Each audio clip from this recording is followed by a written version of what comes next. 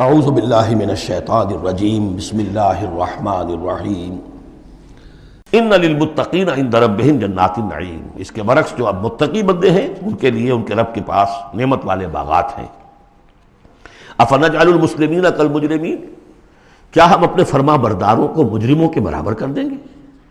یعنی اگر باعث بادل موت نہیں ہے تو پھر تو مجرم اور مسلم برابر ہو گئے۔ ایک نظم شاید آپ نے بھی پڑھی ہو، ڈیتھ دی لیولر، موت تو آ کر سب کو برابر کر دیتی ہے۔ چاہے کوئی محل میں رہتا تھا بہت اور وہ بڑے گدیلے نرم مخملی، اور خواہ کوئی چٹائی کے اوپر یا ننگی زمین کے اوپر کہیں سوتا تھا اینٹ اپنے سر کے نیچے رکھ کر، موت کے بعد تو سب کا ایک ہی حشر ہے، ڈیتھ دی لیولر۔ لیکن ڈیتھ دی لیولر اگر اخلاقی لیول پر بھی ہو تو بڑا ظلم ہے۔ افنجعل المسلمین کالمجرمین ما لکم کیف تحکمون، تمہیں کیا ہو گیا ہے؟ تمہاری مت ماری گئی ہے؟ کیسا حکم دے رہے ہو؟ کیسی رائے بنا رہے ہو؟ دنیا میں کوئی حکومت ہوتی ہے جو اپنے باغیوں کو اور وفاداروں کو برابر رکھے؟ افنجعل المسلمین کالمجرمین ما لکم کیف تحکمون ام لکم کتاب فیہ تدرسون، کیا تمہارے پاس کوئی کتاب ہے جس میں تم نے پڑھا ہو کہ کوئی آخرت و آخرت نہیں ہے؟ ان لکم فیہ لما تخیرون، کہ تمہیں آخرت میں وہ سب کچھ مل جائے گا جو تم پسند کرو گے۔ ام لکم ایمان علینا بالغہ، کیا تم نے ہم سے کوئی قسم لے رکھی ہے جو ہمارے اوپر پوری اترنے والی ہو الی یوم القیامہ، قیامت کے دن تک؟ ان لکم لما تحکمون، کہ تمہیں وہ سب کچھ مل جائے گا جو تم چاہو گے۔ سلہم ایہم بذالک زعیم، اے نبی ذرا ان سے پوچھئے کہ کون ہے کہ جو اس کا ذمہ لیتا ہو۔ ام لہم شرکاء، کیا ان کے کوئی شریک ہے جو وہاں بچا لیں گے؟ فلیاتوا بشرکائہم ان کانوا صادقین، تو لائیں اپنے شریکوں کے اگر سچے ہیں۔ یوم یکشف عن ساق ویدعون الی السجود، جس دن کے پنڈلی کھولی جائے گی۔ آیات متشابہات، کوئی شان ہے میدان حشر کا، کوئی مرحلہ ہے جس میں اللہ کی کوئی تجلی ہے خاص جو ظاہر کی جائے گی، اور وہ بھی ایک چھلنی ہے لگانے کے لیے۔ جو دنیا میں صاحب ایمان تھے، نمازیں پڑھتے تھے، سجدے کرتے تھے، وہ فوراً اس تجلی کو دیکھتے ہی سجدے میں گر جائیں گے، اور جو دنیا میں اکڑے رہتے تھے ان کی گردنیں اکڑی رہتی تھی، سجدے نہیں کرتے تھے، وہ چاہیں گے سجدہ کرنا کر نہیں سکیں گے، چھلنی لگ جائے گی۔ اب وہ تجلی کون سی؟ اللہ کی یکشف عن ساق، اللہ کی پنڈلی کھولی جائے گی، واللہ عالم۔ وَيُدْعَوْنَ إِلَى السُّجُودِ، اور پکارا جائے گا سجدہ کرو اللہ کو، فَلَا يَسْتَطِيعُونَ، یہ سجدہ نہیں کر سکیں گے۔ خاشعۃ ابصارہم، ان کی نگاہیں زمین میں گڑی رہ جائیں گی۔ ترہقہم ذلہ، ان کے چہروں پر سیاہی پھیل جائے گی۔ وَقَدْ كَانُوا يُدْعَوْنَ إِلَى السُّجُودِ وَهُمْ سَالِمُونَ، ان کو پکارا جاتا تھا سجدہ کرنے کے لیے اللہ کے سامنے جبکہ یہ ثابت و سالم تھے، صحیح تھے، اس وقت یہ سجدہ نہیں کرتے تھے۔ آج کرنا چاہیں گے تو کرنے نہیں دیا جائے گا۔ فَذَرْنِي، اب یہ انداز دیکھ لی جو میں نے کہا تھا شروع کی صورتوں میں، تو اے نبی چھوڑیے مجھے، وَمَن يُكَذِّبُ بِهَذَا الْحَدِيثِ، جو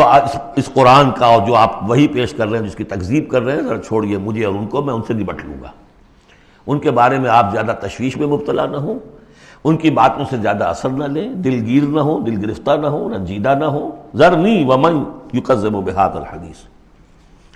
سنستدرجہم من حیث لا یعلمون، ہم انہیں سہج سہج رفتہ رفتہ لے آئیں گے جہاں سے کہ انہیں گمان بھی نہیں ہوگا۔ یہ کیا استدراج کہلاتا ہے؟ یہ علماء کی زبان میں یہ جب چونکہ اصطلاحات جب گفتگو ہوتی ہے، مولانا حسین احمد مدنی رحمۃ اللہ علیہ نے قیام پاکستان کے بارے میں یہ الفاظ استعمال کیے تھے۔ ہو سکتا ہے یہ استدراج ہو۔ استدراج کیا ہوتا ہے کہ کوئی شخص غلط کار ہے، غلط راستے پر جا رہا ہے، اور کوئی اس کو اللہ تعالیٰ اور نواز دیتا ہے، وہ سمجھتا ہے میں تو بڑا کامیاب ہوں، پھر اور اپنی غلطی کے اندر بڑھتا چلا جا رہا ہے، بڑھتا چلا جا رہا ہے، بڑھتا چلا جا رہا ہے، پھر ایک ہی جھٹکا ہوتا ہے اور اللہ کام ختم کرتا ہے۔ استدراج ہے درجہ درجہ، درجہ بدرجہ، اور اس کی رسی ڈھیل دے کر، اور اسے دنیا میں کامیابیاں دے کر، تاکہ اور خوب سے باطن پورا ظاہر ہو جائے اور وہ شدید سے شدید تر عذاب کا مستحق بن جائے، وہ استدراج ہے۔ ہم انہیں درجہ بدرجہ استدراج اس کے ذریعے سے لے آئیں گے، من حیث لا یعلمون، جس کا انہیں اندازہ بھی نہیں ہوگا۔ وَأُمْلِي لَهُمْ، اور میں ان کو ڈھیل دوں گا، مہلت دوں گا۔ ان کیدی متین، میری تجویز، میری چال بہت مضبوط ہے۔ جیسے میں نے بارہا مثال دی ہے کہ اگر مچھلی کے حلق میں کانٹا پھنس گیا تو اب وہ شکاری ڈھیل دے رہا ہے، جائے گی کہاں؟ کانٹا تو لگا ہوا ہے۔ اسی طریقے سے املی لہم ان قیدی متین، اس کو میں چونکہ کہہ بیٹھا ہوں اس کو تو میں زیادہ بیان کر دوں آپ سے کہ اصل میں 1946 میں مولانا مدنی رحمۃ اللہ علیہ چونکہ رمضان مبارک ہمیشہ کرتے تھے سلہٹ میں، سن 46 کے رمضان میں انہوں نے کہہ دیا تھا کہ ملأ اعلیٰ میں پاکستان کے قیام کا فیصلہ ہو چکا ہے، اس لیے کہ وہ ہم لیلۃ القدر کے اندر فیہا یفرق کل امر حکیم، تمام معاملات طے ہو جاتے، 1 سال پہلے طے ہو چکا ہے، اگلی سال کے لیلۃ القدر میں پاکستان قائم ہو گیا۔ لیکن ظاہر بات ہے کہ مولانا مدنی قیام پاکستان کے مخالف تھے، تو اب ان کے کچھ عقیدت مندوں نے کہا کہ اگر یہ بات ملأ اعلیٰ کا یہ فیصلہ اگر آپ پر منکشف ہو گیا ہے، کشف ہو گیا ہے آپ کو، تو ہم کیا کر رہے ہیں، ہم پھر مخالفت کیوں کر رہے ہیں؟ تو انہوں نے جواب میں یہ کہا تھا کہ یہ معاملہ ہے تکوینی، اللہ نے جو فیصلہ کیا کیوں کیا ہے یہ ہم نہیں جانتے، ہمیں دیکھنا ہے دنیا میں اپنے معاملات کو اپنی عقل سے کام لے کر، ان السمع والبصر والفؤاد کل اولئک کان عنہ مسئولا، ہمیں یہ دیکھنا ہے کہ مسلمانان ہند کے لیے کون سی تجویز بہتر ہے، صحیح تر ہے، اور ہمیں اس پر عمل کرنا ہے۔ تکوینی معاملہ ہے، ہو سکتا استدراج ہو کہ مسلمانوں میں سے کچھ لوگوں نے جو غلط روش اختیار کی ہے اللہ اور ڈھیل دے کر ان کے لیے کوئی بڑا عذاب لانے والا ہو، اور واقعہ یہ ہے کہ ایک بڑا عذاب ہم پر سن 71 میں آ گیا تھا، لیکن کچھ پتہ نہیں دوسرا عذاب اب سر پر آیا کھڑا ہو، لیکن اس کا سبب میرے نزدیک قیام پاکستان نہیں ہے، بلکہ اس کے بعد کا جو ہم نے طرز عمل اختیار کیا وہ ہے۔ تو یہ استدراج کے حوالے سے میں نے یہ وضاحت کر دی۔ ام تسلہم اجرا فہم من مغرم مثقلون، یہ سورہ طور میں یہ آیتیں جو کہ تو آ چکی ہیں، اے نبی کیا آپ ان سے کوئی اجرت طلب کی ہے؟ آپ نے بل تو نہیں بہت بڑا دے دیا ان کو کہ میں نے اتنی تمہیں جو تبلیغ کی ہے تو یہ میرا بل ہے؟ ام تسلہم اجرا فہم من مغرم مثقلون، کہ اس کے تاوان تلے دبے جا رہے ہیں یہ،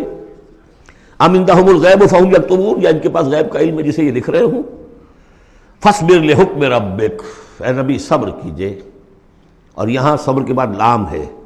لحکم ربک، انتظار کیجئے اپنے رب کے حکم کا۔ اور یہاں نوٹ کر لیجئے آگے آ رہا ہے حضرت یونس علیہ السلام کا معاملہ، ان سے بس یہی خطا ہوئی تھی کہ اپنی قوم کے کفر اور مخالفت اور عناد سے غصے میں بھر کر، حمیت حق کا غصہ تھا، غیرت حق کا غصہ تھا، اللہ سے کوئی غصہ نہیں تھا معاذ اللہ، یہ کچھ مترجمین ادھر چلے گئے اللہ سے ناراض ہو کر، ذهب مغاضبا معاذ اللہ معاذ اللہ معاذ اللہ، ان کی بد کرداری اور ان کی مخالفت سے بد دل ہو کر غصے میں بھر کر چلے گئے، انتظار نہیں کیا اللہ کے حکم کا۔ فاصبر لحکم ربک، اپنے رب کے حکم کا انتظار کیجئے، ولا تکن کصاحب الحوت، اور دیکھیے آپ اس مچھلی والے کی طرح نہ ہو جائیے گا، اذ نادا وہو مکظوم، جبکہ اس نے پکارا جبکہ وہ اپنے غم کو اپنے اندر ہی اندر پی رہا تھا، صدمے کو، اور جبکہ وہ اس مچھلی کے پیٹ میں لا الہ الا انت سبحانک انی کنت من الظالمین، میں نے ظلم کیا، میں زیادتی پر ہوں، لولا ان تدارکہ نعمت من ربہ لنبذ بالعراء وہو مذموم، اگر اس کا ہاتھ نہ پکڑ لیا ہوتا، نہ سنبھال لیا ہوتا اسے اس کے رب کے ایک انعام اور احسان نے، تو وہ تو پھینک ہی دیا گیا تھا چٹیل زمین پر مذمت زدہ۔ اس کو میں چاہتا تھا کہ آپ کو بتا دوں کہ اصل میں یہ علاقہ جو ہے بال بک کا علاقہ، اور وہ اس سے اوپر جو یہ عراق اور جو شمالی علاقہ ہے وہاں کہیں نینوا کا شہر ہے، وہاں یہ تھے، اور آج کل جو دجلہ اور فرات کا معاملہ ہے وہ تو چھوٹی ندیاں رہ گئی ہیں، اس وقت ہو سکتا ہے کہ وہ بہت بڑے دریا ہوں، اور وہاں سے وہ کشتی میں سوار ہو کر کہیں جا رہے تھے کہ کسی ویل مچھلی نے انہیں نگل لیا، اور یہ دریا گرتے ہیں اسی جو یہ گلف، پرشین گلف ہے یا گلف عربک گلف ہے، جو بھی آپ کہیں اسے الخلیج العربی یا پرشین گلف، اور وہاں سے ہو کر یہ مکران کے ساحل کے قریب تک وہ مچھلی لے آئی ہے، اور یہاں اس نے الٹ دیا اللہ کے حکم سے۔ تو وہ جو میں بتا چکا ہوں آپ کو احمد الدین مارہروی کے حوالے سے کہ ایگین یقطین کا درخت اللہ نے وہاں اگا دیا، وہ سارا کام وہ نعمت ہے، لولا ان تدارکہ نعمت من ربہ لنبذ بالعراء وہو مذموم فاجتباہ ربہ فجعلہ من الصالحین، تو اس کے رب نے پھر اس کو نواز دیا، پسند کر لیا، اور اسے پھر صالحین میں سے کر دیا۔ وہیں یکاد الذین کفروا، یہاں پر یہ نوٹ کر لیجئے کہ یونس ابن متی یہ جو ہے ان کے بارے میں حضور نے فرمایا مجھے ان پر بھی فضیلت مت دو، اور ہم جو ہیں وہ سارا جو ہے زور ہی اس پر صرف کر دیتے ہیں، وہ افضل ہیں، لیکن حاجت مشاطہ نہیں، صورت دل آرام رہا، ان کی کوئی ضرورت نہیں ہے، دنیا جانتی ہے، آج پوری دنیا مان رہی ہے۔ اگر مائیکل ہارٹ کہہ رہا ہے on top of the list